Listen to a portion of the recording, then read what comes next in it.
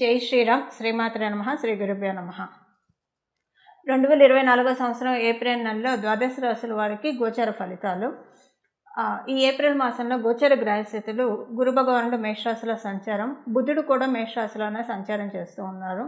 April 2వ తారీఖు నుంచి బుధుడు వక్రగమనంలోకి వెళ్తారు. 26వ తారీఖు వరకు కూడా ఆయన వక్రగమనం అలానే కొనసాగుతుంది. కేతు భగవానుడు కన్యా రాశిలో సంచారము, కుంభరాశిలో ఉన్న కుజశనులు సంచారం అలానే సాగుతుంది. కుజుడు 23వ తారీఖు వరకు కూడా కుంభరాశిలో సంచారం చేసి 24 నుంచి కుంభరాశి నుంచి మీనరాశిలోకి ఆయన పాదం మోపుతున్నారు. శుక్ర భగవానుడు మీనరాశిలో సంచారం చేస్తూ ఉన్నారు. 25వ తారీఖు నుంచి ఆయన మీనరాశి నుంచి మేషరాశిలోకి ఆయన రాబోతున్నారు.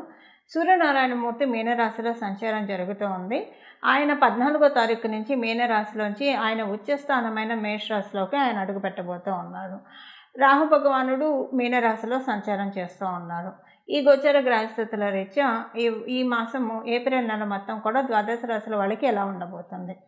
అయితే ఈ మాసంలో ఒక స్పెషల్ గ్రహస్థితి ఏంటంటే, ఈ మాసం 14వ తారీఖు నుంచి రారాజు అయిన సూర్యనారాయణమూర్తి మేషరాశిలోకి 14వ తారీఖు నుంచి రాబోతూ ఉన్నారు.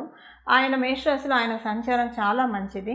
ఎందుకంటే ఉచ్చరాశి కాబట్టి అందరికీ కూడా ఏదో ఒక రకంగా కాన్ఫిడెన్స్ని ఇవ్వడము, ఏదో ఒక పనుల్లో ఇప్పుడు కరేజ్ లేకుండా ఏ పని అయితే అంటే ఆత్మస్థైర్యం కావచ్చు, ఒక పనులను ముందుకు సాగించే నిబద్ధత లేకుండా, నిబద్ధత అని కూడా కాదు, ఒక భయంతో వెనకంజ వేసే వాళ్ళందరికీ కూడా ఏ విషయాల్లో అయితే వెనకంజ వేస్తూ ఉన్నారో ఆ విషయాల్లో వెన్నుతట్టి ప్రోత్సహించడానికి, ఆ విషయాల్లో పురోభివృద్ధికి సూర్యనారాయణమూర్తి మేషరాశిలో సంచారం అనేది 14వ తారీఖు తర్వాత నుంచి చోటు చేసుకుంటుంది.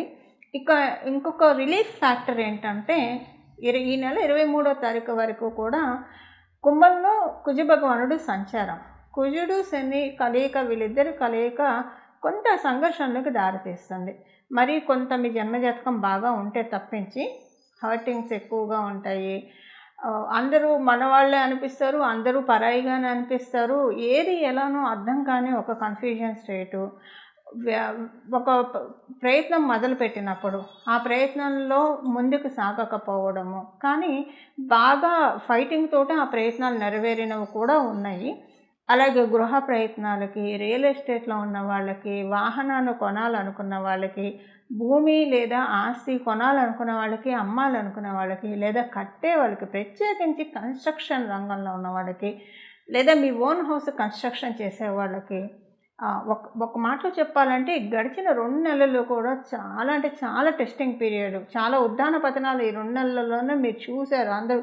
అంటే కన్స్ట్రక్షన్లో ఉన్న వాళ్ళందరూ, మీ ఓన్ హౌస్ కన్స్ట్రక్షన్ చేసేవాళ్ళు కావచ్చు, జనరల్గా కన్స్ట్రక్షన్ రంగంలో ఉన్న వాళ్ళందరూ కూడా, రియల్ ఎస్టేట్ వ్యాపారం చేసే వాళ్ళందరూ కూడా ఇవన్నీ చూశారు. మీరు ప్రాపర్టీ కాదు, ఒక వెహికల్ కొనాలనుకున్నా కూడా కొన్న తర్వాత ఒకవేళ మీ గ్రహబలం బాగా ఉండి కొన్నారే అనుకోండి, కొన్న తర్వాత అరే ఇప్పుడు ఈ వెహికల్ ఎందుకు తీసుకున్నాయి, తీసిన దగ్గర నుంచి ఏదో ఒక గొడవలే వస్తున్నాయి, ఏం మనశ్శాంతిగా లేదు అని అనుకోవడం, ఇలాంటివన్నీ కూడా.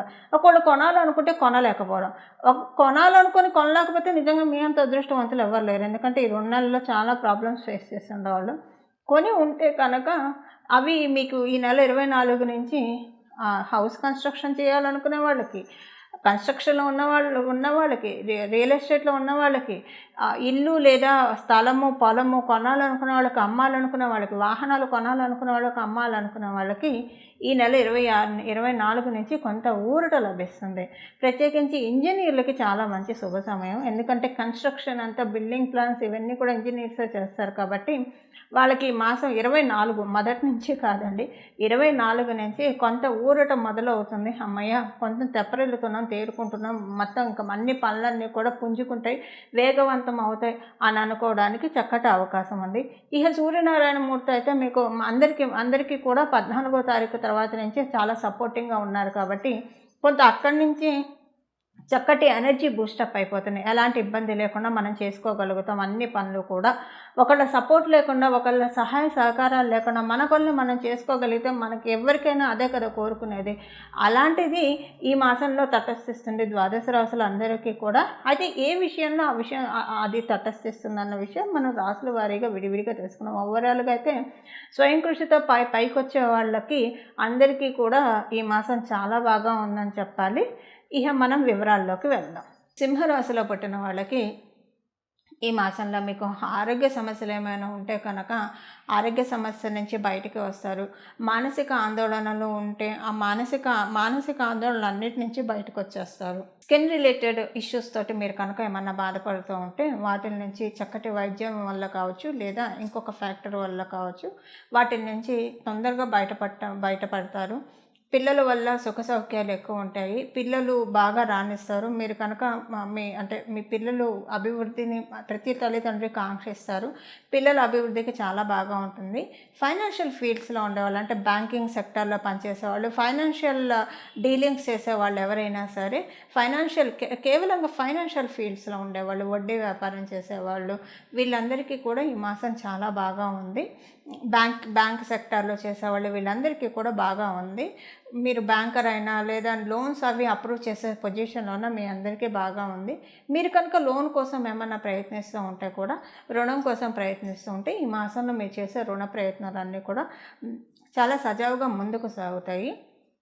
అలాగే మీరేమన్నా ఒక విదేశం కోసం వెళ్ళాలని ప్రయత్నం చేస్తూ ఉంటే విదేశీ ప్రయత్నాలన్నీ కూడా ఈ మాసంలో చక్కగా సఫలీకృతం అవుతాయి. ఉద్యోగస్తులకి మంచి శుభ సమయము, ఎలాంటి ఇబ్బంది లేదు. ఉద్యోగస్తులందరికీ కూడా చాలా మంచి శుభకాలంలోనే ఉన్నారు. అది కంటిన్యూ అవుతుంది ఈ మాసం మొత్తం కూడా.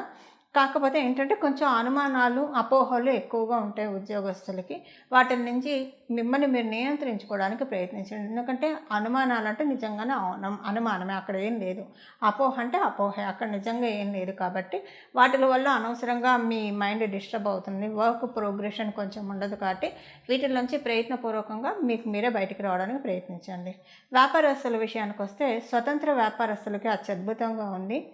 పార్ట్నర్షిప్ వ్యాపారం చేసే వాళ్ళకి చాలా ఇబ్బందులు వచ్చే అవకాశం ఉంది. ఈ విషయంలో కొంచెం మీరు మీ పార్ట్నర్షిప్ మీరు చేసే ప్రతి ఫైనాన్షియల్ ట్రాన్సాక్షన్ని 1-2 సార్లు చూసుకోండి. ఒక దశలో డ్రాప్ డౌన్ అవుదామా అని కూడా అనుకునే అవకాశం ఉంటుంది. కొంచెం ఒకసారి కేర్ఫుల్గా ఉండండి పార్ట్నర్షిప్ వ్యాపారం చేసేవాళ్ళు.